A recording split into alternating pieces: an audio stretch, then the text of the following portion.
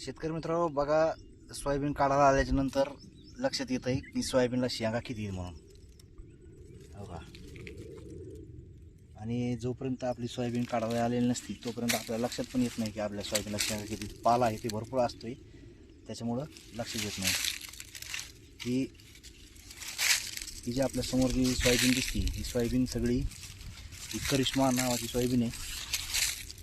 बघा शेंगा, सगळ्या शेंगाच.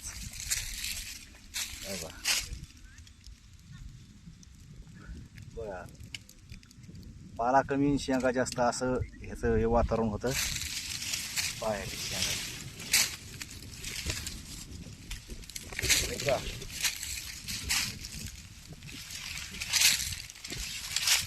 बघा, उभं पीक आहे. आणखीन